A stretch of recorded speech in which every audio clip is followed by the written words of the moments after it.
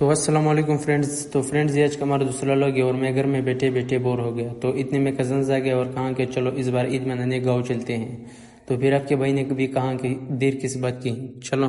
تو اتنی دیر میں ہم تینوں دوست بھی تیار ہو گئے اور روڈ کی طرف آ گیا، اور روڈ پہ ہمیں ایک رکشہ کھڑا ملا، اور پھر میرے دوست نے رکشے والے سے بات کی۔ وہ تو اتنی مانگ رہا تھا جیسے ہم نے کہا وہ رکشے میں ہی جانا ہو۔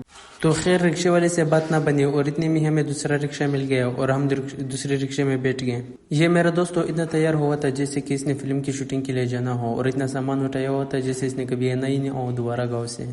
تو خیر اتنے میں ہم رکشے میں بیٹھ گئے اور آہستہ آہستہ اسٹیشن کی طرف چلے، اور اتنے میں ریلوے اسٹیشن بھی آ گیا جو کہ ہمارے گھر کے قریب تھا۔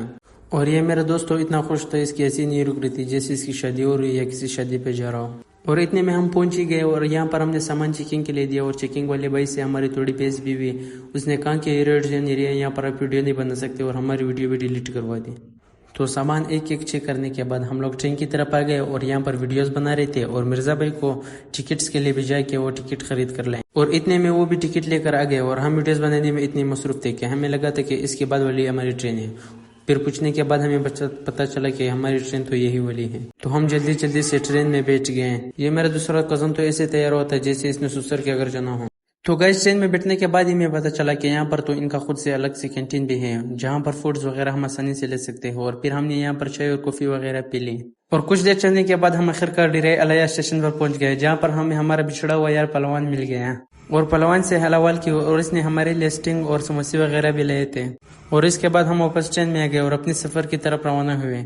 تو کچھ دیر سونے کے بعد رات کے اندھیرے میں پٹھان اور سندھی بھائیوں کے درمیان لڑائی ہو گئی، اور میرا دوست تو ایسے بھاگتے ہوئے جا رہا تھا جیسے کہ وہ کوئی سپر ہیرو ہو۔ میں اور میرے کزن انجوائے کرنے کے لیے اوپر بیٹھ گئے، اور آپس میں کہا کہ فضول کے جھگڑوں میں کیا پڑنا۔ تو لڑائی کے دوران ایک سندھی بھائی کا موبائل بھی ٹرین کی پٹری کے نیچے آ گیا۔ وہ موبائل اٹھانے کے لیے ٹرین کی پٹری کے نیچے جانے ہی والا تھا کہ پھر ٹکٹ کاٹنے والے بابو نے اسے مشورہ دیا کہ موبائل آپ کی زندگی سے پیارا نہیں ہے، جب ٹرین جائے گی تب اٹھا لینا۔ تو گائز آخرکار ہم اپنے گاؤں پہنچ ہی گئے۔